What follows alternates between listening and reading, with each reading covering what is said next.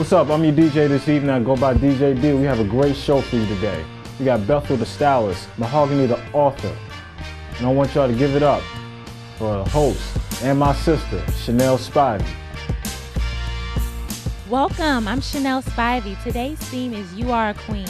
We're going to celebrate all the kings and queens out there. Today's show is about uplifting the queens. What is a queen? To me, a queen is a woman with power. Not necessarily power over others, but empowered herself. A queen walks with her head held up high and demands respect. And oh yes, I am a queen. Shout out to all the other queens out there. This is going to be a great show. This show is for you. And if I hear one more rhyme or on my radio, I'ma grab my sisters up and let them know it's time to go out to the street. Tell them to beat their feet. If you can't treat a woman like a queen, take a seat. Welcome back. Thank you all for being here again. I am very excited to have my guest, Mahogany Woodland. She is an author, and I can't wait for her to tell you about this book that you need to get freshman honeys. Welcome, Mahogany. Thank you for having me. You're very welcome. And so you're an author now. Let me tell y'all, I played basketball with Mahogany. What team did we play for? The Beltway Lady Cougars. The Cougars. And so I bumped into her. First of all, I saw you at one of the fellas' New Year's Eve parties. Yes. Shout out to Will and the fellas. He was just here last week. And I was like, I know this girl. I know her. And I said, I know she keeps looking at me like, well, why are you staring at me? But I was trying to place, and I thought she was one of my ex's girlfriends. So I was like, is that girl? But it wasn't her. It was Mahogany, and she is here and an author, and I'm very happy that you're here. So tell me about your book. What's your book about? Okay, this is my first novel called Freshman Honeys. Mm-hmm. It's about 6 freshman females, their first year in college, the different trials and tribulations that they go through, and find themselves and finding God in the process. All right. And were you inspired by your experience? Yes, I actually started while I was still in college. Okay. What school did you go to? I went to Rutgers University in New Jersey. So the book takes place in New Jersey. Cool, cool. And you're from this area. You're from the DMV. Yes, from Prince George's County. Cool. What high school did you graduate from? I'm from to Parkdale High School. Parkdale. Okay. I remember playing Parkdale versus Largo. We smashed y'all though. Oh. Okay, so, and then you told me you got a sequel coming up. Yes, the sequel to this one is going to be called Sophomore Blues. It should be out in a couple months. Cool, Sophomore Blues. And is it going to be the same girls? It's the same girls, same characters for the most part. Cool. And everybody who's read the first one is ready for the sequel. Cool. I leave you hanging at the end of it, so. I see. And is there any place that they can get information, or if somebody was interested in your book? Yes, my website, www.mahoganywoodland.com. Cool. Okay. So Mahogany, how did you get into writing? I mean, I'm going to tell you something. I have said that I wanted to write a book, but I mean, I don't know if I can sit down and read this. I heard you on Mindstream again. Shout out to Adam and Paul. They were on last week. I heard you on Mindstream, and that's the cool thing because, like I said, I saw her at the party, and then I never get to listen to Mindstream because I'm always out and about during that time on Wednesday, but I happen to be on travel. And I was like, no, this is that girl. I know her. I didn't even see you listen to the radio. So how did you get into writing, or what made you want to become an author? When I was younger, I've always, I've always read books. So during my junior year in college, I didn't have a job that summer, so my mother was kind of joking, and she said, why don't you just go ahead and write a book? So I was like, all right, I'll write a book. And that summer, I started with 50 pages. And I just kept going. I didn't even major in writing or in journalism. What did you go to school for? Sports management. Cool. So, did you continue to play basketball? Not in college. Not in college, me either. Sometimes I wish that I did. But that's very cool. I'm very proud of you. I mean, it seems interesting. I'm looking at this now, and I'm like, I probably should definitely get into this, especially since there's a sequel. Do you know these girls on there? All the girls on the cover are my friends. Cool. And we actually took the picture at University of Maryland. That is cool. I'm just so excited about this because today's show is about queens. And so, of course, as a woman, I wanted other sisters on here that are doing wonderful things. And I'm so happy that you shared Freshman Honeys, and we're going to look out for Sophomore Blues. Yes. Again, thank you very much for being here. Thank you for having me. You're very welcome. All right, stay tuned.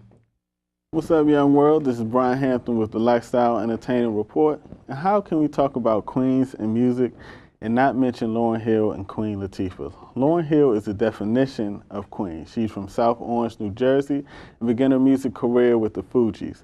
featuring Wyclef Jean and Pras. The Fugees had 2 multi-platinum albums. Lauryn Hill then dropped her own album, The Miseducation of Lauryn Hill, which she won 5 Grammys for.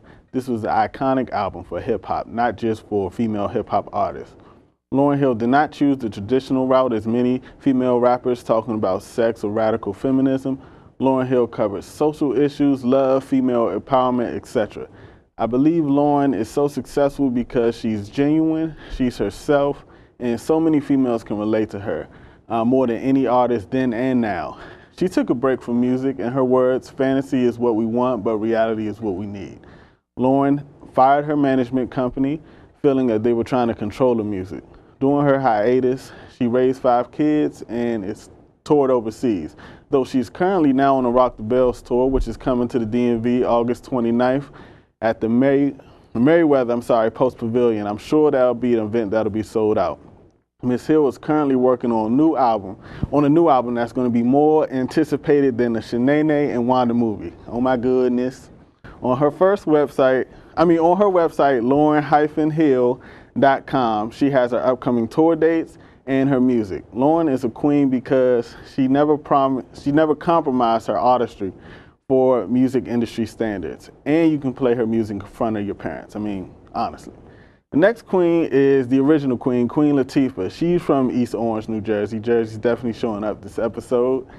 Queen and Lauryn had rare talents. They both could really sing and without the auto-tune, and they also could rap. Queen Latifah has done so many things for hip-hop. She's one of the original artists. She continues to carry on tradition. She also has had success in acting. Chicago, her biggest film to date, where she was nominated an Academy Award. And her latest film, a romantic comedy with Common called Just Right. Latifah sung at this year's Super Bowl, and she was asked to recite a poem by Maya Angelou at Michael Jackson's funeral. She released her own autobiography, Ladies First, Revelations of a Strong Woman, in 1999, talking about how she coped with the death of her brother, depression, and the music industry. Queen Latifah is a model for CoverGirl, which is a huge step for mainstream America. She gives young girls a chance to see beautiful that's not a size -1. I mean, nothing wrong with size -1 or -2, but all sizes should be shown as beautiful. She's currently working on a few movies to release in 2011 that can't be mentioned at the time, but every king needs a queen to stand by him, and I appreciate all the queens that setting their own standards and not having standards set for them. This is the Lifestyle Entertainment Report. Live your dreams or don't live at all. Mobbing, they robbing our youth minds, and I'm stuck in a community where I got to find little girls who don't have no respect for self, and little boys out here needing their big brothers' help. Come on, step up and step up, step up. Hi, my name is Spivey.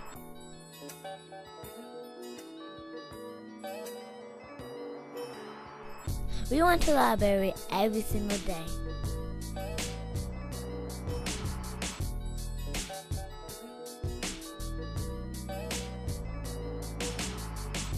At the library, you can find so many books.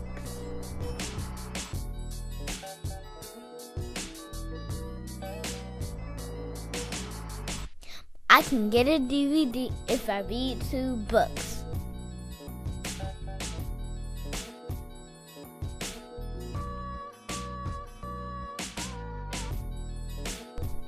I go to the refrigerator shelf and I find a good book.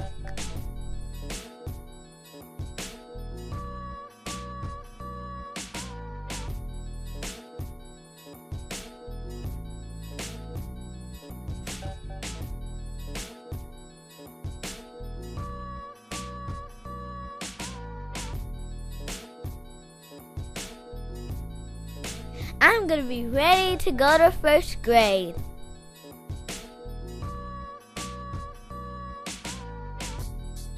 Peace, I love ya.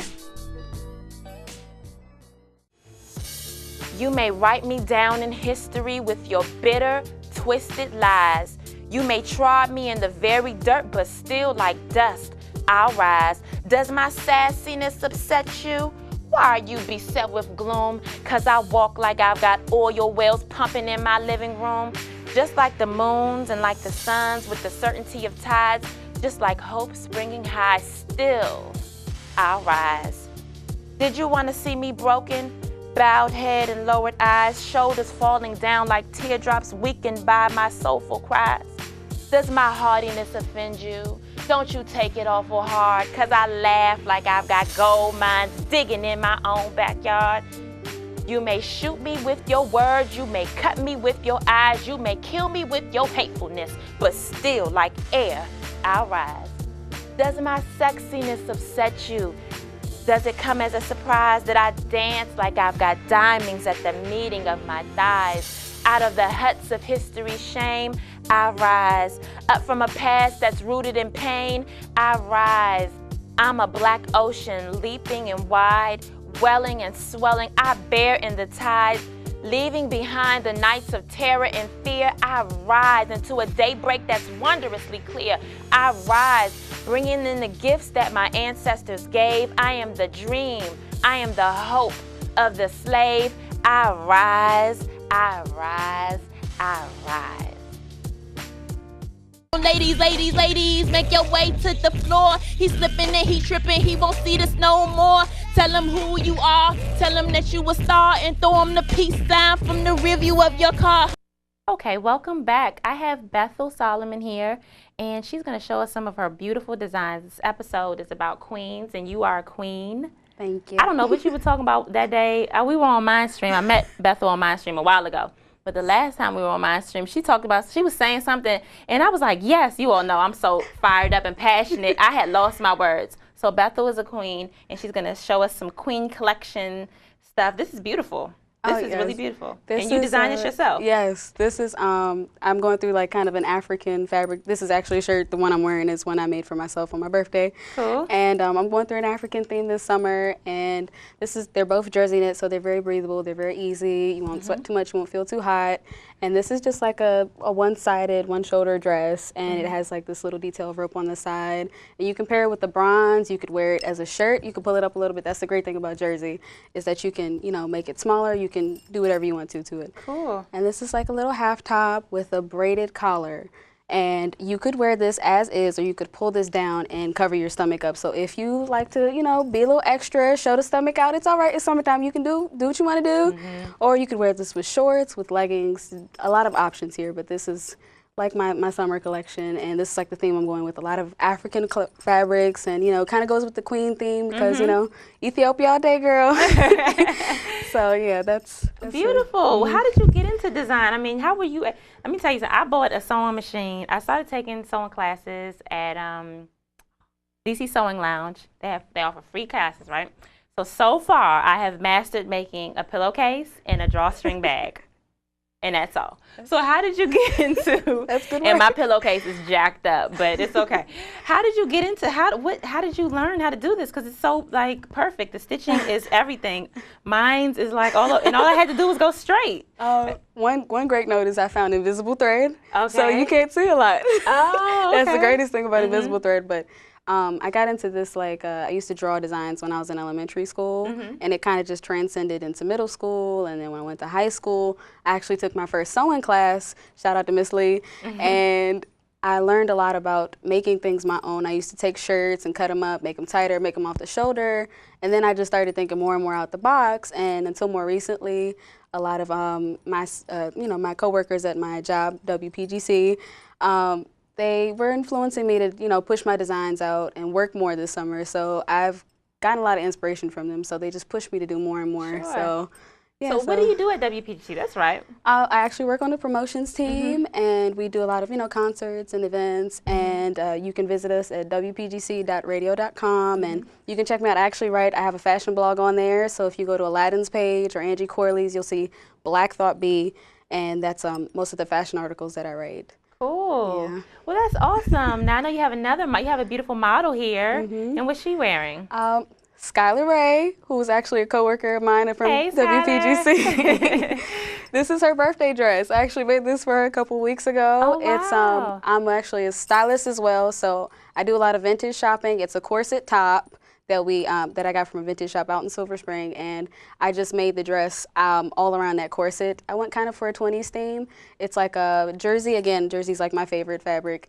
It's like jersey, purple at the bottom. Scott, if you could turn around real quick. We made a lace bow. It's 2 different kinds of lace. Oh, okay. There's like a rose lace, and then there's more of like a Spanish lace where the sash is done. And Scott, you could turn right back around, and then you can see it in the front. There, little side sashes so it can hold it together. Yeah, so I styled her, did her hair, makeup, everything, So when she went out, I know for her birthday suit, she wasn't worried about, because when you go out sometimes, and you don't want to see anybody, for New Year's, do you know I had a dress in my car, because I was like, I will not bump into, I went to BB, and then I found something at the last minute on sale, and I said, I know I'm going to see somebody else with this on. Right. Let me bring a backup. But you didn't have to worry about a backup, because you had your own custom-made design. Exactly. And it's beautiful. And I do that for, if anyone wants to hit me up, my email is Bethel, BETHEL.Solomon, SOLOMON @gmail.com.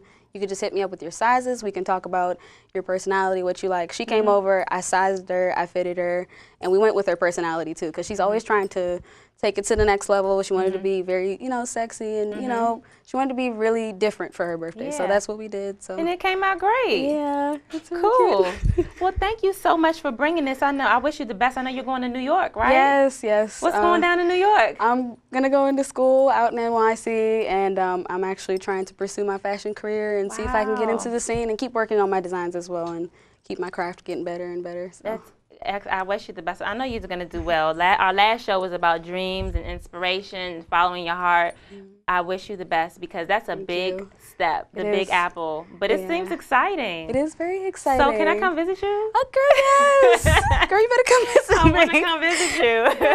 And have some. This is great. Well, thank you so much for being a part of the show. And let me see, can I fit this? Girl, you better let me know. Come over and get sized and fitted. And I'm too serious. I will. And I have to remember that I like the things that like form fit.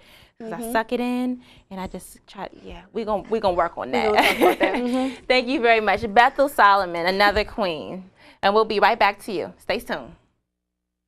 Brother, step up if you respect the ladies. Step up if you ain't out here just having babies. Step up if you're a man who believes in family, then protect, provide, and do for your community. Who's with me? Then let's go. I have had a whisper in my heart for the past few years that has constantly reminded me to stand up. I have this thought that if every woman stood up in harmony and showed themselves and each other more love and respect, we could change the world for the better. We have the power, but we have to show it. And think about it. Women have been the backbone of all civilization.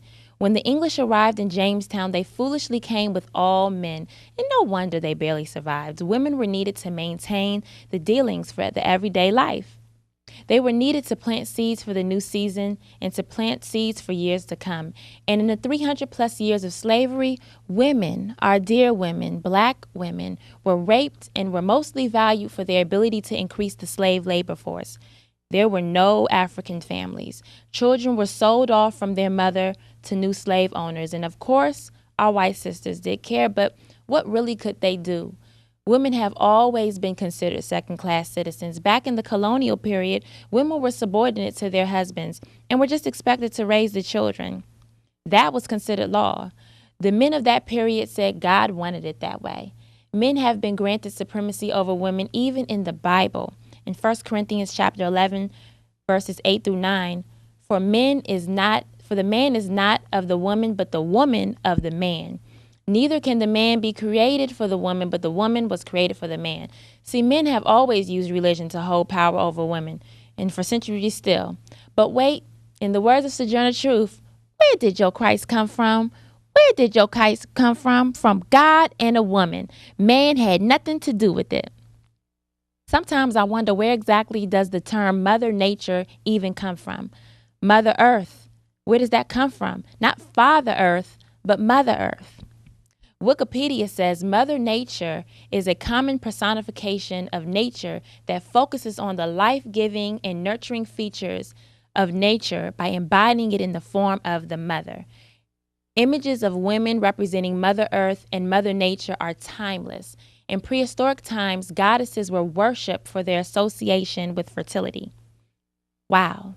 Women have come a long way since the 1840s during the women's rights movement. And on paper, we are equal. We have laws that grant us the right to vote, to own property, to receive equal wages, to own businesses. And the fact that we would even need these laws still amazes me, but there are unwritten laws that are damaging to women even now. Women are still seen by some as inferior sexual objects. Even worse, we propel that very idea by demeaning ourselves. For example, we support the rap artists that call us the B word and the H word that rhymes with go. We women even prance around practically naked in their videos. And we call men dogs if they cheat on us, but they cheat on us with us. And we are not very nice to each other. Let a woman do us dirty, we are after her like a bill collector, ready to fight. But our men could care less sometimes. They don't care if we drown. They treat us like dirt. They lie, they cheat, and they steal our spirits, and we allow them to. So I'm asking that we begin to take accountability for our own actions. During the slavery period, black women were raped regularly, and white women wouldn't dare object to their husband's infidelity. She even had to care for the fairer-skinned baby with blue eyes that magically came from her chocolate slave. It was the same unwritten law. A man could do what he wanted to do, abuse her or cheat on her, and centuries later, society continues to live by some of these unwritten laws. Some people are aware of them, and some are completely oblivious. They have no idea that their thoughts and their actions are heavily influenced by history. So how should I feel about a character or the character of a man who just wants or just has no clue? How should I feel about the character of a woman who just has no clue? If that man was told at a very young age that sex was good and even better with multiple women, is it his fault for following suit? If a young girl is constantly shown images in society that is beautiful, is it her fault for growing up and altering her appearance in hopes of being loved if she looks this way, if she wears her hair this way, if she shows off her behind this way? I'm not sure, but what I am sure of is knowledge is power. And that's why I wanted to dedicate this show to inform as many as possible what a woman is. Not what society says we are, not what our history said that we are, but we are queens. James Baldwin says, the great force of history is the fact that we carry it in us. We are unconsciously controlled by it, and in many ways, history is literally present in all that we do. It is undeniable that our history has dictated our desires, our beliefs, our current relationships, our economic issues, our points of power, religion separation, our gender matters. I know that history has been repeating itself and will continue to repeat itself if we just sit aside and watch. The generations behind me will continue to walk blindly and will remain unknowingly imprisoned in this matrix. But I will not let that happen. This is my calling. The world will be a better place, and we will recognize the queens. Now, I am in no way a feminist. For those of you that thought I was going to be burning my bras in this segment, I actually believe women need good men. Women deserve good men. And a good woman who supports a good man can build an extraordinary team, like our beloved president and our first lady. Or like my parents. I'm waiting patiently for God to send me a man to marry, to serve, and to support. But he will serve and support me as well because I am inferior to no one, and I know my power. I am as great as I believe I can be, and every woman is as great as she believes she can be. We are the mother of all underdogs. We all, from California to Washington, D.C., from Africans, the Native Americans, Hispanics, and the beautiful people in the Middle East, women, we continue to be pushed aside in some areas. But if we all loved ourselves and loved each other and encouraged the world to be a better place, we can make a difference. Why? Because we give birth and we cultivate the future. The world needs us now more than ever. We are great at anything. We are needed for everything because life would end if there were no women. So please, ladies, remember that we are queens. Thank you so much for tuning in and watching the Rising Spivey Show. It's been an absolute dream come true to write and produce and direct, and I just thank everybody that's involved, everybody here at the studio, all of my team, thank you all so much, and especially the viewers for watching. Today's episode was about queens, and I'm hoping that it inspired folks, inspired women to remember that they are queens. It's inspired me to live up to the things that I've said, to practice what I've preached. Also, the fellas, I hope that you all will turn a new leaf and look at our sisters a little bit differently, because we need you. We really do. And it's a new day. We should have hope. Change is here, so why not? I also want to dedicate this show to Paula Lutz, who passed away of breast cancer last year, and to all the other breast cancer survivors, stay strong. And to those of you who have lost someone to breast cancer, God be with you. And I hope that we will continue to fight for that. Funding and research is very important. And last thing, I really want you to tune in next week. We're going to talk about love, my favorite subject. So if I studied it in school, I'd probably fail because I know nothing about love, apparently. But we're going to have on some special guests that are going to help us get through this important topic. Carrie Ann Richards is going to be on. Victorious Hall and Qualamia Hall will be on to discuss love, and it's going to be a great show. It's actually an hour long, the special edition of Rising Spivey, so you need to be there. And I just want to ask if you could, I would appreciate your feedback and your comments. You can always email me at believe@risingspivey.com or check my website to see what I'm all about, get to know me a little bit more. I'd love to get to know you too. It's www.risingspivey.com. All right? I really enjoy this. I hope that you do too. I don't think life could get any better, because this is all that I've ever wanted to do, and I'm doing it now. So thank you, and I'll see you next time. I wouldn't mind someone to hold me.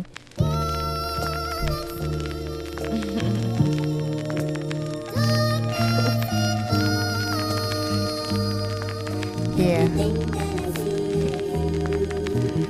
Out on the road alone, but not lonely. I'm cool with flying solo, wouldn't mind someone to hold me. I know why God has placed me here, I'm focused on my mission. Taking a break for romance seems to be the best decision. Nah, something is missing. Nah, maybe I'm tripping. Every time I give my heart, I find myself slipping. Won't happen again. Taking a break from men, I gotta save the future. Forget a boyfriend.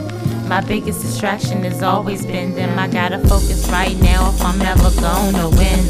Looking at the stars tonight, I'm in love with my dreams. I'm focused on the sky. Why? Cause I believe I'm here to save the world, make it a better place. I got so much going on, I think it's time I clean my plate. Can't start from the gate, can't go back in time. I just learn from my mistakes. I can't press rewind. See, love leaves me blind. Not that it's a waste of time. I'm not looking no more. When I'm ready, it will find me.